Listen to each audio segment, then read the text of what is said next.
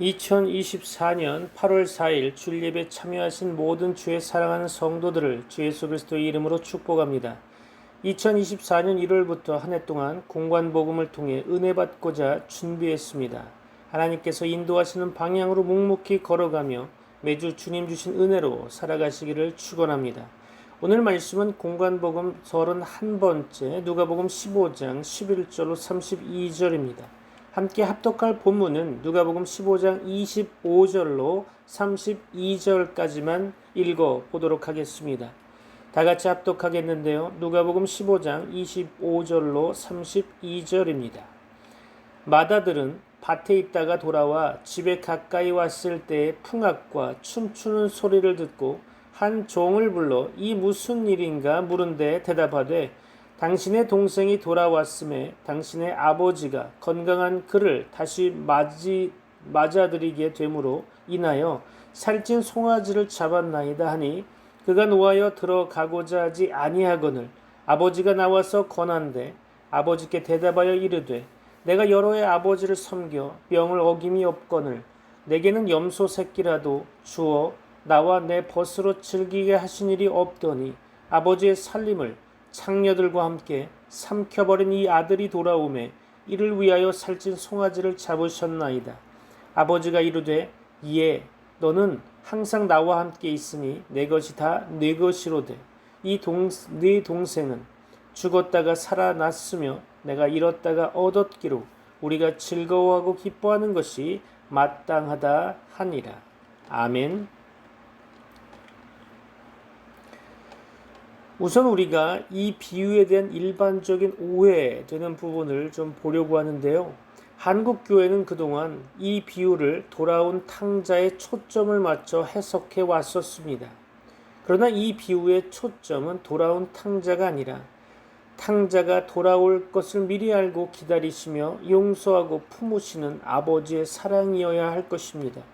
그러므로 이 비유를 우리도 탕자처럼 회개하고 돌아와야 한다는 율법적이며 도덕적인 교훈으로 해석해버린다면 이 비유를 전적으로 잘못 해석한 것으로 볼 수 있을 것입니다. 그렇다면 이 비유의 참뜻은 무엇일까요? 이 비유는 잃어버린 아들을 찾도록 또한 찾아내기까지 오래 참으시며 기다리시는 끈질긴 아버지의 사랑 이야기로 바로 천국 비유입니다. 누가복음 15장에는 모두 3개의 비유가 기록되어 있음을 볼 수 있는데요. 이 비유들의 주제는 모두 잃어버린 것을 찾을 때까지 끈질기게 찾아내는 주인의 사랑 이야기로 보입니다. 누가복음 15장 3절 볼까요? 예수께서 그들에게 이 비유로 이르시되 그렇죠. 특별히 누가복음 15장 3절의 비유의 단어는 문법적으로 보면 단수로 표시되어 있음을 알 수 있는데요. 이는 누가복음 15장에 기록된 3개의 비유가 모두 하나의 초점을 가리키는 하나의 비유라는 것을 보여주고 있는 거죠. 100마리 중에서 잃어버린 양 1마리, 10개의 드라크마 중에서 잃어버린 동전 1개, 2 아들 중에서 잃어버린 아들 1명. 누가복음 15장의 비유들은 점층적인 방식으로 잃어버린 한 영혼에 그 초점을 맞춰가고 있는 거죠. 목자와 여인은 그들이 잃어버린 것 하나를 찾아내기까지 찾도록 애쓰며 결국 찾게 됩니다. 아버지는 잃어버린 아들을 찾아내기까지 또한 찾으려고 끈질기게 기다리시며 마침내 찾아내시죠. 이토록 오래 참으시며 기다리는 끈질긴 아버지의 사랑으로 이 아들은 아버지께 돌아와 구원을 얻게 됩니다. 천국은 아버지의 사랑으로 완성되며 아버지의 사랑으로 기뻐하고 즐거워하는 곳입니다. 잃어버린 것을 다시 찾는 것을 성경은 회개라고 말씀하고 있죠. 죄인들이 회개하고 돌아오는 것이 천국의 기쁨인 것입니다. 죄인들이 회개하고 돌아오면 성대한 천국 잔치가 열리게 되죠. 그렇다면 회개는 어떻게 생겨나는 것일까요? 잃어버린 양 1마리가 스스로 목자를 찾을 수 있다고 생각하십니까? 잃어버린 동전 하나가 스스로 그 주인을 찾을 수 있다고 생각하십니까? 아버지의 재산을 정리해가지고 타국 땅으로 가서 흥청망청 썼던 탕자가 스스로 회개하고 돌이킬 수 있다고 보십니까? 아닐 것입니다. 그들을 회개하게 하실 수 있는 분은 오직 하나님 한 분뿐이십니다. 로마서 2장 4절이죠. 혹 네가 하나님의 인자하심이 너를 인도하여 회개하게 하심을 알지 못하여 그의 인자하심과 용납하심과 길이 참으심이 풍성함을 멸시하느냐. 그렇죠. 성령께서 역사하시지 않으시면 그 누구도 회개할 수 없는 것입니다. 죄에 대하여, 의에 대하여, 심판에 대하여 세상을 책망하시는 분은 오직 성령 하나님 한 분뿐이시죠. 성령께서 우리의 죽은 영혼을 살리시고 회개의 영을 불러 일으키지 않는 한 그 누구도 스스로 회개의 자리에 나아갈 수 없는 것입니다. 탕자가 회개하고 돌이킨 배경에는 보이지 않는 성령 하나님의 역사가 있었던 거죠. 누가복음 15장 1절 말씀을 보면 모든 세리와 죄인들이 말씀을 들으러 가까이 나아오니, 그렇죠? 누가복음 15장은 예수님께서 세리와 죄인들과 함께 음식을 나누는 이야기로 시작되고 있습니다. 그들은 진리의 말씀을 듣기 위해 예수님께 나아온 사람들이었죠. 누가복음 15장의 바로 직전 구절을 보면 들을 귀가 있는 자는 들을지어다 라는 내용을 기록하고 있는데요. 비록 당시 율법에 따라 공식적인 죄인들로 규정된 사람들이었지만 그들에게는 주의 말씀을 들을 수 있는 들을 귀가 있었던 거죠. 그들의 영혼 속에는 예수님의 복음, 그 생명의 말씀을 듣고자 하는 갈급함이 있었을 것입니다. 누가복음 15장 2절 말씀 가운데 바리새인과 서기관들이 수군거려 이르되 이 사람이 죄인을 영접하고 음식을 같이 먹는다 하더라. 그렇죠. 주께서는 그들에게 하나님의 말씀을 선포하고 함께 음식을 나누시며 그들과 함께 천국 잔치를 하고 계셨습니다. 이 잔치의 광경을 보고 바리새인들과 서기관들은 예수님께서 죄인들을 영접하고 음식을 같이 먹는다고 비난하며 수군거렸던 거죠. 특별히 본문 15장 2절의 동사를 살펴보면 죄인을 영접하고 음식을 같이 먹는다라는 표현의 시제는 모두 현재 시제로 표기되어 있습니다. 그 의미는 예수님께서 반복적이며 습관적으로 늘 죄인들을 영접하고 그들과 함께 식사하셨다는 것을 의미하는 시제 표현이죠. 예수님께서는 그렇게 수근수근하는 바리새인들과 서기관들에게 비유의 말씀으로 가르치셨습니다. 잃어버린 양 한 마리의 비유, 잃어버린 드라크마 한 개의 비유, 또한 탕자의 비유, 모두 세 개의 비유를 통해 가르치셨죠. 당시 문화적으로 살펴보면 팔레스타인에는 랍비가 청중들 한가운데 서서 무리를 가르치는 관습이 있었다고 합니다. 물론 예수님도 랍비셨기 때문에 당시 바리새인들과 서기관들은 예수님을 둥그렇게 둘러싸고 그 한복판에서 가르치시는 예수님의 말씀에 귀를 기울이고 있었을 것입니다. 오늘 본문 누가복음 15장 11절로 12절이죠. 또 이르시되 어떤 사람에게 두 아들이 있는데 그 둘째가 아버지에게 말하되 아버지여 재산 중에서 내게 돌아올 분깃을 내게 주소서 하는지라. 그렇죠. 아버지가 살아계실 때 유산을 청구하는 것은 아버지께 돌아가시라고 요구하는 것과 마찬가지였죠. 그것은 나는 아버지 없이 살아보겠다라는 선언인 것입니다. 그에게는 단지 아버지의 재산이 필요했을 뿐 아버지의 존재는 아무 의미가 없었던 것이었죠. 그는 아버지와의 관계를 완전히 끊고 정리하고 그 돈을 챙겨서 먼 이방 나라로 떠나 다시는 돌아오지 않을 작정을 했던 것으로 보여집니다. 이 이야기를 듣고 있던 바리새인들과 서기관들은 어떤 반응을 보였을까요? 그들은 아마도 분노에 못 이겨서 그런 호로 자식은 당장 돌로 쳐 죽여야 한다고 생각했을 것입니다. 감히 내게 돌아올 분깃을 내게 주소서. 어떻게 아버지에게 이런 말을 했을까요? 이것은 하나님의 명령을 거부하고 선악과를 따먹은 아담의 범죄와도 연관되어 보입니다.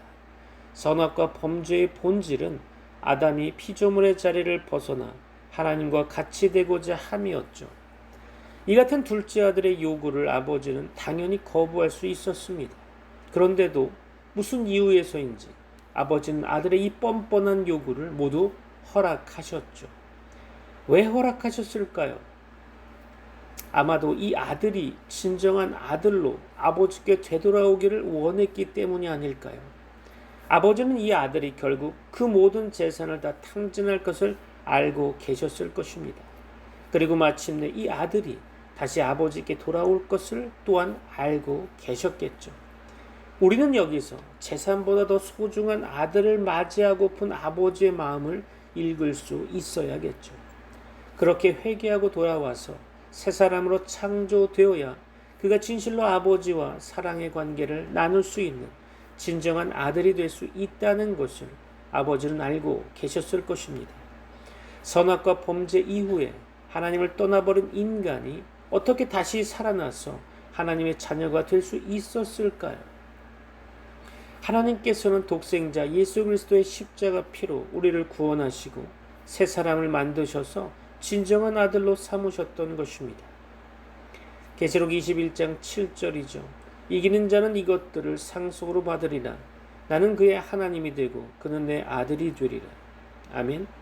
아버지의 허락이 떨어지자마자 이 아들은 그 즉시 모든 재산을 모아가지고 이스라엘을 떠나 먼 이방 나라로 가버렸습니다.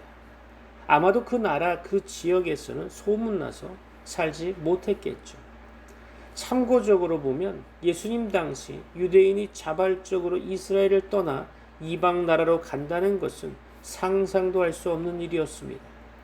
당시 유대인들은 이방인들을 개, 돼지로 취급하며 혐오하고 멸시했죠. 모세 율법은 이런 패역한 자들을 돌로 쳐 죽이라고 명하고 있었습니다. 신명기 21장 21절이죠. 그 성읍의 모든 사람들이 그를 돌로 쳐 죽일지니 이같이 네가 너희 중에서 악을 제하라. 그리하면 온 이스라엘이 듣고 두려워하리라. 그렇죠. 율법에 정통했던 바리새인들과 서기관들은 이 이야기를 들으면서 어떤 마음을 가졌을까요? 다시 한번 주먹을 불끈 쥐고 다시 이 아들을 돌로 쳐 죽여야 한다고 생각하며 부르르 몸을 떨었을 것입니다. 먼 이방 나라에서 이 아들은 허랑방탕하여 그 모든 재산을 다 탕진하게 되었죠. 그리고 그는 그 인생의 파산을 경험하게 됩니다. 여기서 우리는 생각해야 할 것이 있죠. 그의 별명은 왜 탕자였을까요? 허랑방탕하여 그 모든 재산을 탕진했기 때문일까요? 창기와 함께 아버지의 모든 재산을 다 먹어버렸기 때문일까요? 아닐 것입니다. 설령 그가 그 모든 돈을 투자해서 크게 성공하고 거부가 되었다 하더라도 그는 여전히 탕자였을 것입니다. 왜냐하면 그가 아버지를 떠났기 때문이죠. 죄는 하나님 아버지를 떠나 아버지와의 관계가 끊어진 것을 말합니다. 하나님을 떠나 파산해버린 존재, 생명줄이 끊어진 그 아들, 그것이 이 땅에 살고 있는 모든 아담적 인생의 실존인 것이죠. 이 아들은 결국 이방인의 종이 되어 돼지를 치는 일을 하게 되죠. 돼지는 유대인들이 가장 혐오하는 부정한 짐승입니다. 그들이 개 취급도 안 했던 이방인들의 종이 되어 돼지를 치고 있는 인생. 이 이야기를 듣고 있던 바리새인들과 서기관들의 분노는 크게 달했을 것입니다. 아버지를 떠난 인생의 실존은 모두 돼지치는 인생이며 그의 영역은 돼지 우리인 것이죠.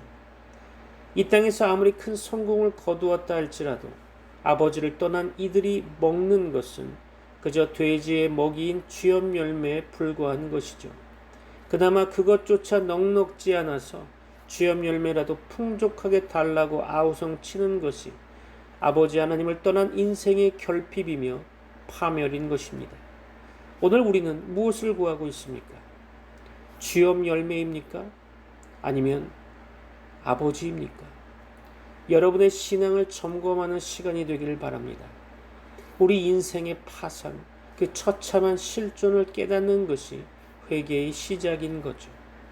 회개하라고 아무리 외쳐도 우리의 처참한 실존을 깨닫지 못한다면 진정한 회개는 이루어지지 않을 것입니다. 예전 학생의 시절이 생각이 납니다. 수련회 가서 전도사님의 말씀을 듣고 바로 기도회를 하는데, 회개하라고 음악을 틀어놓고 전도사님이 강대상에서 회개하라고, 지금 회개 안 하면 지옥 간다고 회개를 강조했던 시절이 떠오릅니다. 그곳에 있던 대부분 학생들이 울면서 눈물을 흘리는데 회개했다고 다들 간증하고, 그것이 진정한 회개가 아닌데도 말이죠. 하나님은 눈물에 속지 않습니다. 그렇게 회개한 친구들이 지금은 교회에 출석하지 않고 오히려 어설픈 지식으로 기독교를 비판하는 비판자로 서 있다는 것에 충격을 먹었죠. 진정한 회개는 그런 것이 아닙니다. 진정한 마음에서의 변화가 성령에 의해 이루어져야 하고 삶으로 그 변화된 모습이 나타나야 한다는 것이죠. 성령은 반드시 열매를 수반합니다. 본문으로 돌아와서 이 작은 아들은 돼지우리에서 그 인생의 실존을 경험하고 깨닫게 됩니다. 오늘 본문 누가복음 15장 17절에서는 그것을 이에 스스로 돌이켜라고 묘사하고 있는데요. 이 구절의 뜻은 그가 자신의 실존을 직시하게 되었다. 그가 자신의 처참한 몰골을 깨닫게 되었다. 즉 쉬운 말로 하면 이제 정신이 좀 들었다는 것이죠. 이에 스스로 돌이켜라는 구절은 얼핏 보면 마치 회개의 주도권이 이 아들에게 있는 것처럼 보이죠. 그러나 스스로 돌이켜 회개할 수 있는 사람은 아무도 없습니다. 잃어버린 양 한 마리가 스스로 목자를 찾아갈 수 없듯이, 잃어버린 동전 하나가 스스로 그 주인을 찾을 수 없듯이 탕자도 스스로 돌이켜 회개할 수는 없는 것입니다. 그가 회개한 데에는 성령 하나님의 역사가 있었던 거죠.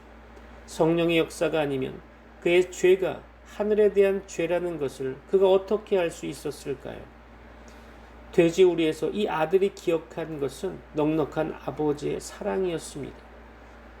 품꾼에게까지도 너그럽게 대하시던 그 아버지, 자기의 뻔뻔하고 빗나간 요구를 허락하시고 오래 참으시며 기다려주시는 풍족한 아버지의 사랑을 이 아들은 생각하게 되었을 것입니다. 그리고 돼지우리를 박차고 일어났던 거죠. 회개는 행동을 요구합니다. 단순히 감정적으로 격앙되어 잘못했다고 뉘우치는 것만이 회개가 아닙니다. 만일 이 아들이 돼지우리를 박차고 일어나지 않고 다시 그 우리에 주저앉았다면 어떻게 되었을까요? 그것은 진정한 회개가 아닌 거죠. 아버지 집으로 돌아가는 아들의 발길은 무척 무거웠을 것입니다. 꾀지지한 모습으로 천근만근 무거운 발걸음을 옮기고 있던 이 아들을 보고 갑자기 그를 향해 쏜살같이 달려오는 한 사람을 보게 되었죠. 그의 아버지였습니다. 아버지는 그를 끌어안고 쉴 수 없이 입을 맞추고 있었던 거죠. 오늘 본문 20절에서 언급한 바 있는 측은히 여겨라는 구절은 창자가 끊어지다, 애간장이 녹다라는 의미를 가지고 있습니다. 그러니까 원어적으로 충실히 해석을 해본다면 아버지는 그렇게 자신의 생명처럼 이 아들을 불쌍히 여기셨던 거죠. 아버지는 이 아들이 반드시 돌아올 것을 알고 있었을 것입니다. 그리고 매일 마을로 돌아오는 길목에서 이 아들을 기다리고 계셨던 거죠. 저 멀리 마을 어귀에 그 아들이 보이는 순간 아버지는 전속력으로 달리기 시작했던 것입니다. 노인이 뛰면 얼마나 빨리 뛰었을까요? 그러나 아버지는 혹시라도 동네 사람들이 먼저 이 아들을 발견하고 돌로 칠까봐 두려워 사력을 다해 뛰고 또 뛰었을 것입니다. 안 되지, 이 아이는 내 아들이야. 그리고 그의 온몸을 던져 그 아들 위에 덮으셨던 것입니다. 그 아들의 목을 감싸 안으셨던 거죠. 이것이 십자가의 사랑인 것입니다. 이것이 종교와 구별된 복음인 거죠. 유대 사회에서 아버지가 뛴다는 것은 있을 수 없는 일입니다. 당시 그들의 그렇게도 중요시 여겼던 체면 문화의 관점에서 볼 때 지주계급의 어른이 다리를 보이며 뛰는 것은 매우 수치스러운 일로 간주되었다고 합니다. 그러나 아버지는 이 아랑곳하지 않았던 거죠. 동네 사람들의 돌팔매로부터 아들을 지켜야 했기 때문에 배제할 수 없었겠죠. 이 작은 아들이 돌아온다는 이야기를 듣는 순간 바리새인들과 서기관들은 어떤 반응을 보였을까요?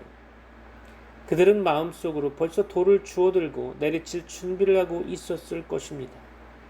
드디어 이 작은 아들이 마을 어귀의 모습을 드러내자 그들은 마음속으로 마구 돌을 던지고 있었을 것입니다. 이런 호로 자식은 죽어야 해. 천인 공노할 놈, 마땅히 돌로 쳐 죽여야 해. 그들은 조금도 불쌍히 여기지 않고 마구 돌팔매질을 하고 있었을 것입니다. 그들이 던진 돌은 누가 맞았을까요? 탕자의 아버지였을까요? 아니죠. 바리새인들과 서기관들 그 한복판에 서 계셨던 예수 그리스도였습니다. 그것이 십자가의 사건이었던 거죠. 아버지 하나님께서는 독생자 예수 그리스도의 십자가 죽음으로 우리를 구원하시고 아들로 삼으셨던 것입니다. 이 비유의 주인공은 탕자가 아니죠. 바로 탕자의 아버지 그분이십니다. 아버지의 사랑은 아들의 더러움과 죄를 모두 덮어버리는 십자가의 완전한 사랑으로 승화한 것이죠. 아버지는 십자가의 죽음으로 용서받지 못할 아들을 먼저 용서해 버리셨습니다. 그리고 스스로 율법을 온전케 하시고 동네 사람들의 웃음거리가 됨을 개의치 않으시고 이 작은 아들을 구원하셨던 거죠. 이것이 바로 복음인 것입니다. 여기서 우리는 이 작은 아들이 돌아왔기 때문에 아버지가 용서하신 것이 아니라는 사실을 주목해야 합니다.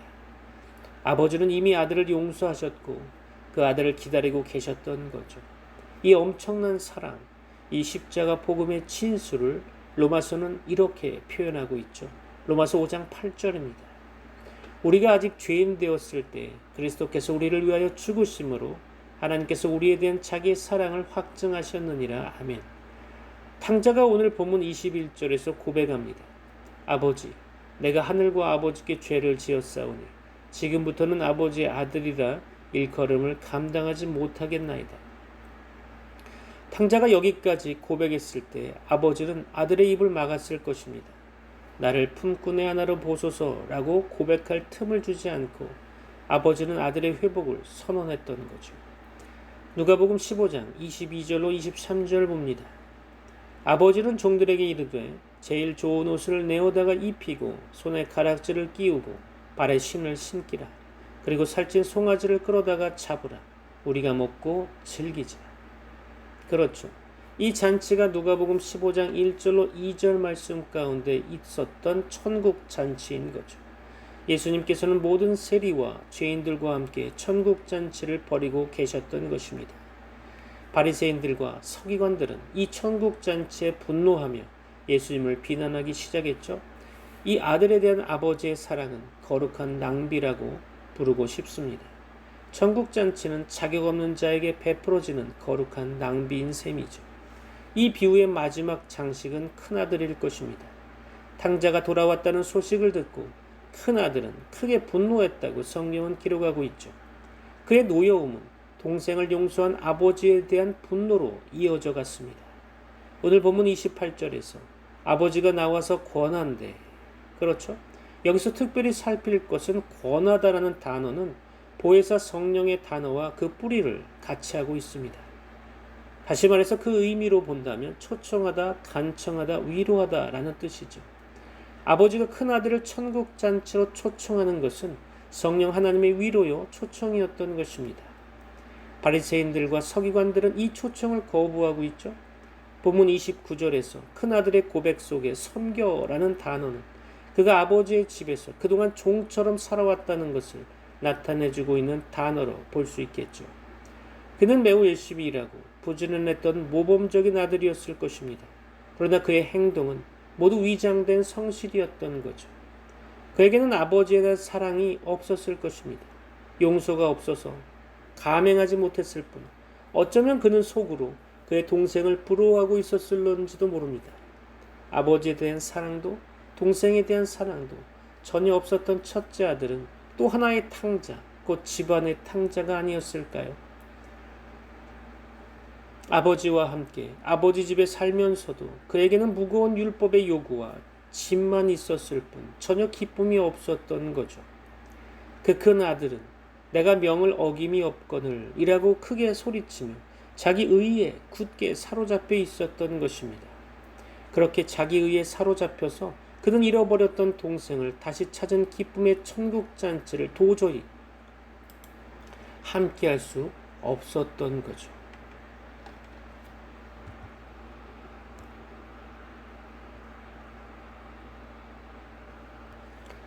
첫째 아들은 오늘 본문 29절로 30절 말씀 가운데 살펴보면 자기 동생을 당신의 아들이라고 부르고 있습니다. 그에게는 동생에 대한 형제애도 형제의식도 없었던 것으로 보여지죠. 첫째 아들의 반응에 대해 아버지는 네 동생이라고 부르며 큰아들을 권유하고 있습니다. 품꾼으로 되돌아오고자 했던 둘째 아들은 이제 친정한 아들이 되어 집으로 돌아왔죠. 그러다 아들로 살았던 첫째 아들은 여전히 종의 삶을 살고 있었던 것입니다. 아버지 집의 그 넉넉한 풍요를 전혀 누리지 못하면서 그의 관심은 오로지 염소 새끼 한 마리뿐이었죠. 오늘 우리가 구하는 것도 혹시 염소 새끼 한 마리가 아닐까요? 그는 아버지가 그에게 아무것도 주지 않았다고 불평하고 있습니다. 그러나 실상 아버지는 둘째 아들에게 유산을 나누어 줄 때 첫째 아들에게도 이미 그 재산을 각각 나누어 주셨다고 성경은 살짝 기록하고 있죠. 우리는 하나님 아버지의 종이 아닙니다. 우리는 하나님의 아들이죠. 믿습니까? 그렇게 인정하십니까? 우리에게는 하나님 자녀의 권세가 있는 거죠. 성경은 예수 그리스도가 진정한 맏아들이요 우리 성도들은 그의 동생들인 형제라고 말씀하고 있습니다. 자기 의의를 주장하던 첫째 아들은 1차적으로 바리새인들과 서기관들을 가리킨다고 봅니다. 그들은 여전히 예수님의 천국잔치를 거부하며 예수님을 원망하고 비난하고 있죠. 다른 한편으로 이 큰아들의 율법적인 행태는 오늘 우리 성도들 내면에 자리 잡고 있는 숨겨진 바리새인들의 모습이 아닐까요? 예수님께서 사랑하는 제자들을 부르실 때에도 얘들아 라는 호칭을 사용하셨는데요. 오늘 우리가 과연 아버지의 마음을 얼마나 헤아리고 있습니까? 누가복음 15장은 모두 잃었다가 다시 찾은 불쌍한 존재들의 이야기로 볼 수 있습니다. 그러나 불행히도 누가복음 15장은 결론 없이 끝나버리죠. 아버지는 큰아들을 계속 천국잔치에 초청하고 있습니다. 그러나 큰아들은 결국 돌아왔다는 이야기는 기록되어 있지 않죠. 그리고는 바리새인들과 서기관들은 예수 그리스도를 십자가에 못 박아 죽였죠. 예수 십자가 앞에서 오늘 우리는 누구입니까? 여러분에게 깨닫는 은혜가 있기를 축원합니다. 기도하겠습니다. 이제는 우리 주 예수 그리스도의 은혜와 하나님의 사랑과 성령님의 교통하심이 트리니티 미라클 교회 모든 권속들과 세계 교회 위에 이제부터 영원까지 함께 있을지어다. 아멘. 여호와는 나의 목자 푸른 초장 수많은 물가로 인도하시네 내 영혼 소생시키고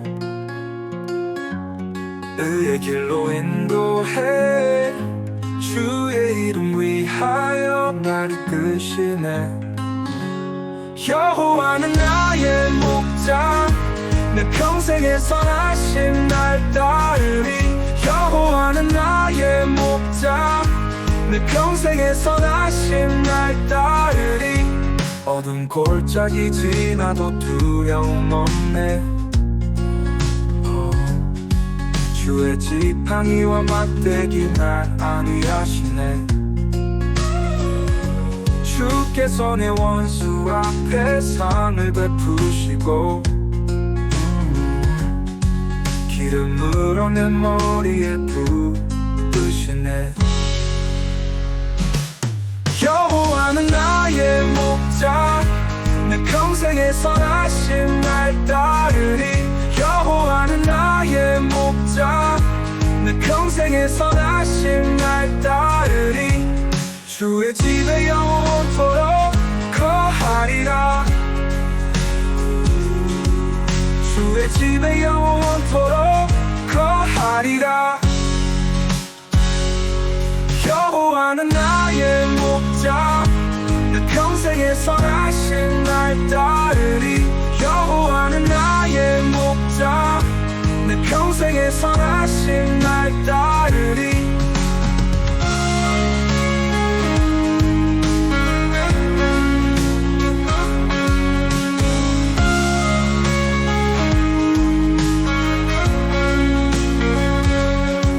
어두운 골짜기 지나도 두려움 없네 주의 지팡이와 막대기 날 안위하시네 주께서 내 원수 앞에 상을 베푸시고 기름으로 내 머리에 부으시네. 주의 집에 영원토록 거하리라. 주의 집에 영원토록 거하리라. 여호와는 나의 목자, 내게 부족함 없네. 내 평생에 선하심 날 따르리.